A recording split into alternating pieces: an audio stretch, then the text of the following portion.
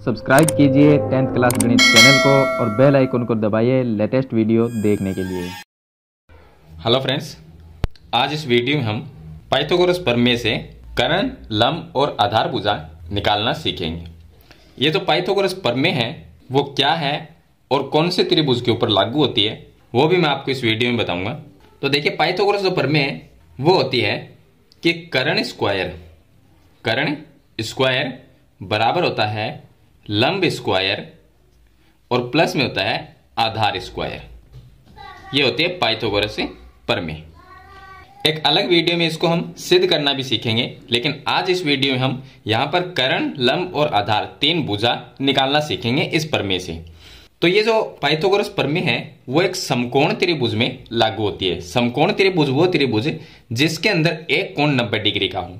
यहां पर इस त्रिभुज में ये 90 डिग्री का कोण है तो ये त्रिभुज समकोण त्रिभुज है। ऐसा ही यहां पर ये 90 डिग्री है तो ये भी एक समकोण त्रिभुज है, और यहां पर ये तीसरा जो त्रिभुज है वो भी एक समकोण त्रिभुज है। तो पाइथागोरस प्रमेय जो है वो समकोण त्रिभुज पर लागू होती है। अब जो त्रिभुज है समकोण त्रिभुज, उसमें तीन भुजाएं हैं। तो तीन भुजाओं में जो 90 डिग्री का कोण होता है उसके सामने वाली भुजा को हम कर्ण कहेंगे। तो ये तो हो जाएगी कर्ण भुजा हो जाएगी। और ये जो भुजा है ये भुजा होगी लंब, ये लंब भुजा हो जाएगी। और नीचे वाली जो है वो आधार हो जाएगी, तो इसको हम लिखेंगे आधार। तो इस तरह से समकोण त्रिभुज में तीन भुजाएं होती है। 90 डिग्री के सामने वाली कर्ण, ये लंब और ये आधार होगी। ऐसा ही यहां पर होगा, ये 90 डिग्री है तो इसके सामने वाली ये कर्ण होगी, ये लंब होगी, ये आधार होगी। यहां पर भी ये कर्ण भुजा है, ये लंब भुजा है और ये आधार भुजा है। अब देखिए, मैंने यहां पर तीन त्रिभुज लिए हैं, तीनों ही अलग अलग टाइप के हैं। क्योंकि यहां पर हमारे पास में ये लंब भुजा है, इसका मान 4 सेंटीमीटर है, आधार भुजा का मान 3 सेंटीमीटर है, तो इसमें हमें कर्ण भुजा निकालनी है। इस त्रिभुज में इन दो भुजाओं का मान है, तो ये भुजा जो है लंब भुजा, उसका मान ज्ञात करना है। इस त्रिभुज के अंदर आधार भुजा है वो निकालनी है। तो सबसे पहले हम कर्ण भुजा ज्ञात करते हैं। अगर आपको कर्ण भुजा निकालनी है, देखिए इसमें जब आपको दो भुजाएं दी गई हो तो आप तीसरी भुजा निकाल सकते हैं। कोई भी दो भुजा हो सकती है, उससे आप तीसरी भुजा निकाल सकते हैं। यहां पर लंब और आधार हमें दिया गया है तो हम कर्ण भुजा निकालेंगे। कर्ण भुजा के लिए पाइथागोरस प्रमेय को हम लिखते हैं कर्ण स्क्वायर बराबर लंब स्क्वायर प्लस आधार स्क्वायर। मतलब जो कर्ण भुजा है उसका स्क्वायर होता है, मतलब कि उसका वर्ग वो बाकी दो भुजाओं के वर्गों के योग के बराबर होता है। यही पाइथागोरस प्रमेय है। अब इस सूत्र को हम तीन तरह से बना सकते हैं। अगर कर्ण ज्ञात करना है तो हम ऐसा लिखेंगे। अगर हमें लंब ज्ञात करना है, यहां पर लिखता हूं मैं लंब स्क्वायर। अगर हमें लंब ज्ञात करना है तो हम क्या लिखेंगे, लंब स्क्वायर इसको यहीं पर रखेंगे तो ये आधार स्क्वायर इस साइड में आएगा तो ये माइनस में होगा, मतलब कर्ण स्क्वायर के माइनस में आ जाएगा आधार स्क्वायर। तो यहां पर लिखेंगे हम कर्ण स्क्वायर और माइनस में आधार स्क्वायर, ये लिख देंगे। और तीसरा जो सूत्र बनेगा वो आधार का बन सकता है। एक बार कर्ण भुजा ज्ञात करना, एक बार लंब ज्ञात करना, एक बार आधार भुजा। तो अगर हमें आधार ज्ञात करना है तो आधार स्क्वायर बराबर हम लिखेंगे, देखिए यहां से सूत्र को हम बनाएंगे। तो ये आधार स्क्वायर है, इसको यहीं पर रखेंगे। लंब स्क्वायर को माइनस में ले जाएंगे कर्ण स्क्वायर के, तो ये आ जाएगा कर्ण स्क्वायर माइनस में लंब स्क्वायर, ये बन जाएगा। आपको सूत्र ये एक ही याद रखना है, इस एक सूत्र से आप इस तरह के सूत्र बना सकते हैं। तो सबसे पहले हम कर्ण ज्ञात करते हैं। कर्ण के लिए ये सूत्र काम में लेंगे। तो कर्ण स्क्वायर बराबर क्या होता है, तो मैं यहां पर लिख देता हूं कर्ण स्क्वायर बराबर लंब स्क्वायर। लंब कितना है 4 सेंटीमीटर, तो 4 का स्क्वायर, और प्लस आधार कितना है 3, तो ये आ गया 3 का स्क्वायर।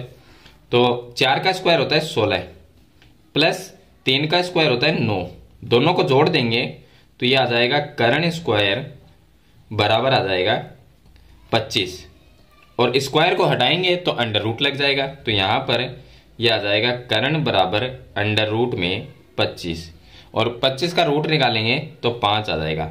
इसका मतलब जो कर्ण भुजा है वो 5 सेंटीमीटर की, तो ये हो जाएगी 5 सेंटीमीटर की भुजा। इस तरह से भुजा निकालते हैं। इसमें देखिए यहां पर हमें लंब भुजा निकालनी है। लंब निकालनी है तो ये सूत्र काम में लेंगे। तो हम लिख सकते हैं कि लंब स्क्वायर बराबर कर्ण स्क्वायर लिखेंगे, कर्ण स्क्वायर होता है, तो यहां पर ये लिख देंगे कर्ण स्क्वायर माइनस में आधार स्क्वायर। अब यहां पर जो मान दिया गया वो लिख देंगे तो यहां पर हम लिखेंगे कि लंब स्क्वायर बराबर कर्ण कितना है 5, तो 5 का स्क्वायर माइनस आधार है 3, तो 3 का स्क्वायर। तो ये आ जाएगा लंब स्क्वायर बराबर में 5 का स्क्वायर होता है 25, 3 का स्क्वायर होता है 9, 25 माइनस 9 करेंगे तो ये आ जाएगा 16, तो बराबर में आ जाएगा 16। अब स्क्वायर हटाएंगे तो रूट लग जाएगा, तो यहां पर हम लिखेंगे लंब बराबर अंडर रूट में 16, और 16 का रूट निकालेंगे तो 4 आ जाएगा, क्योंकि 4 को 4 से गुणा करने पर 16 आता है, तो ये आ जाएगा 4। इसका मतलब ये लंब भुजा होगी 4 सेंटीमीटर की। आगे वाला जो त्रिभुज है इसमें हम निकालेंगे आधार।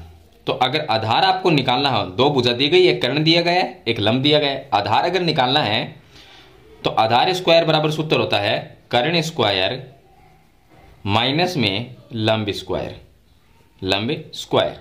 तो यहां पर हम आधार स्क्वायर बराबर लिखेंगे आधार स्क्वायर बराबर कर्ण कितना है 5 है, 5 का स्क्वायर हो जाएगा, माइनस लंब है 4, तो यह आ गया 4 का स्क्वायर। तो यह आ जाएगा आधार स्क्वायर बराबर 5 का स्क्वायर 25 माइनस 4 का स्क्वायर 16, तो यह आ गया आधार स्क्वायर बराबर 25 माइनस 16 ये 9 आ जाएगा, और 9 का रूट निकालेंगे क्योंकि ये स्क्वायर से रूट लग जाएगा, तो आधार बराबर आ जाएगा अंडर रूट में 9, और 9 का रूट निकालेंगे तो यह आ जाएगा 3। तो मतलब आधार जो भुजा है वो होगी 3 सेंटीमीटर की। तो इस तरह से हम पाइथागोरस प्रमेय से कर्ण भुजा, लंब भुजा और आधार भुजा निकाल सकते हैं। कब निकाल सकते हैं? जब एक समकोण त्रिभुज की 2 भुजाएं दी गई हो तो हम तीसरी भुजा निकाल सकते हैं। तो मेरे ख्याल से आप एक समकोण त्रिभुज की भुजा निकालना सीख गए होंगे। फिर भी इसके बारे में कोई सवाल या सुझाव है तो मुझे कमेंट बॉक्स में जरूर लिखना। वीडियो पसंद आए तो इसे लाइक और शेयर जरूर कर देना। इस चैनल पर नए हैं तो सब्सक्राइब करना। हम मिलते हैं नेक्स्ट वीडियो में, तब तक के लिए थैंक यू।